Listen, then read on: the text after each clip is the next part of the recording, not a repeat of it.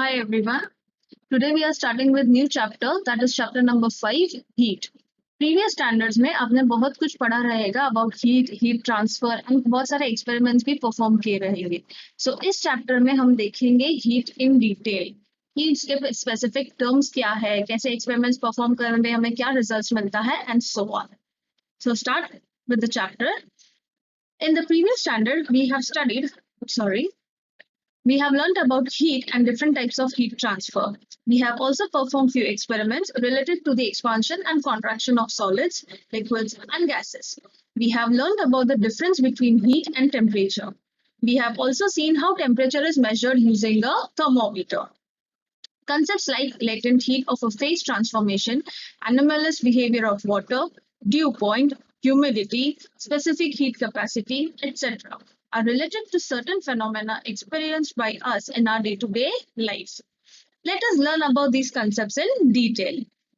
अभी latent heat क्या है वो पढ़ने के लिए हम एक सिंपल सा एक्सपेरिमेंट परफॉर्म करेंगे.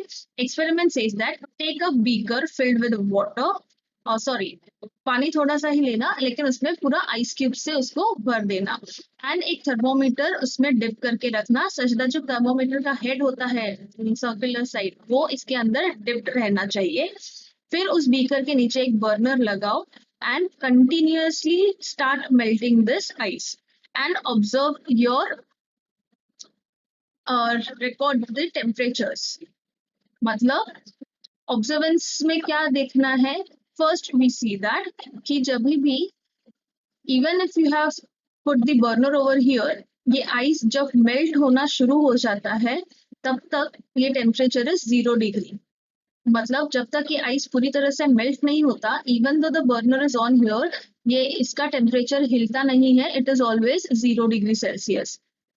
Then after it has been melting completely, उसके बाद जब वो पता बबल जाता है, जब पानी बॉईल होना शुरू हो जाता है, तब हम देखते हैं कि वो 0 डिग्री सेल्सियस जो था वो पानी होने के बाद पूरा, then it starts rising its temperature and reaches a maximum of 100 degree Celsius. So that is what is given in this para. You will observe that the temperature of the mixture remains 0 degree till the ice melts. Now, it says the temperature of the mixture remains 0 degree till the ice melts completely. If we continue heating, even after conversion, all the ice into water, the temperature of water starts rising and reaches 100 degrees Celsius. At this temperature, water starts converting into steam. यानी जब वो पूरी तरह से melt हो जाता है and उसके बाद जब हम उसको बॉईल करते हैं, बॉईल करने के बाद कंटिन्यूसली एक पॉइंट आता है जहाँ पे it reaches the highest temperature after boiling. So उस पॉइंट के बाद वो वाटर जो है वो बॉईल नहीं होता है, मतलब वो पानी के स्टेट में नहीं रहता है, वो हीट के स्टेट में कन्वर्ट हो जाता है, जिसको हम नॉर्मल लैंग्वेज में स्टीम भी बोलते हैं.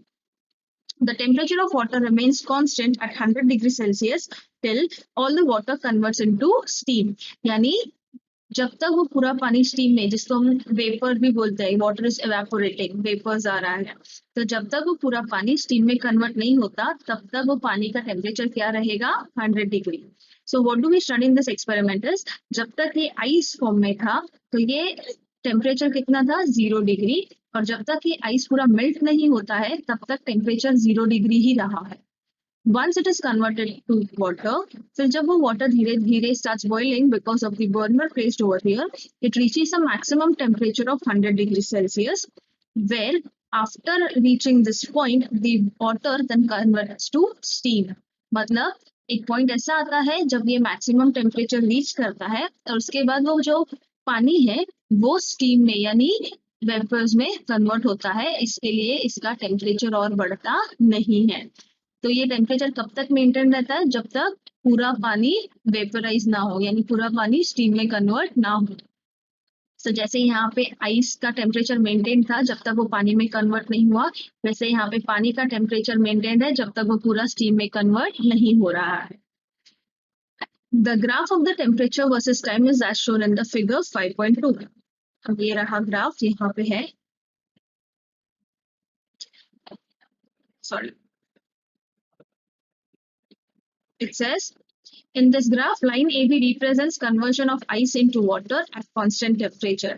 ये जो लाइन दिख रहा है A से B तक, ये क्या है? 0 से यहाँ तक. that is conversion of ice into water. So when ice is converted to water, the temperature remains 0 degree only. When the ice is heated, it melts at 0 degree Celsius and converts into water at this constant temperature. जब वो पूरा ice melt हो जाता है, तो still the temperature maintained is 0 degree Celsius और बाद में completely it is converted into water. This ice absorbs heat during this transition and the absorption of energy continues till all the ice converts into water. इसका मतलब क्या है? जब तक वो ice water में convert होते रहता है, so it is absorbing heat from the burner. That is why it is melting. Even though the temperature is not rising, but ये जो ice है वो heat continuously absorb करते रहता है जब तक वो जैसे जैसे वो पानी में convert होता है तब तक. The temperature remains constant during this transition. मतलब ये जो ice से water का transition होता है उसमें temperature constant होता है but heat फिर भी absorb रहता है. So this constant temperature at which the ice converts into water is called as melting point of ice. यानी एक constant temperature पे जब ice पानी में पूरी तरह से convert होता है उस constant temperature को हम बोलते हैं melting point of ice. यानी इस point तक ice continuously melt हो जाता है या हो सकता है temperature change किए बिना. Okay. Thus, during this transition of solid phase to liquid, the object absorbs heat energy, but its temperature does not increase. As we saw, कि solid object liquid में convert हो गया, heat भी absorb कर लिया, लेकिन उसका temperature change नहीं हुआ है. This energy is utilized for weakening the bonds between atoms or molecules in the solid and transforms it into liquid phase. The heat energy absorbed at constant temperature during transformation of liquid. Sorry, it's cursor now. The heat energy absorbed at the constant temperature during transformation of solid into liquid is called as latent heat of fusion. यानी जो heat energy absorb होता है एक constant temperature पे while the object is being converted from solid to liquid, तो उस heat को हम बोलते हैं latent heat of fusion. Latent heat of fusion का मतलब क्या होता है? Latent heat of fusion मतलब mixture है ना, इससे बर्फ से पानी में कन्वर्ट हो रहा है इसके लिए और उसका टेम्परेचर चेंज नहीं हो रहा है प्लस वो हीट भी अब्सॉर्ब कर रहा है. तो such phenomena is called as latent heat. Now what is specific latent heat? The amount of heat energy absorbed at a constant temperature by a unit mass of a solid to convert into liquid phase is called as the specific heat or say specific latent heat of fusion. मतलब same ही हुआ कि एक particular temperature पे अगर हम note करते हैं तो उसे स्पेसिफिक लेटेंट हीट बोलते हैं और generally we just call it as latent heat of fusion. I hope this point is clear. We'll continue it in the next video.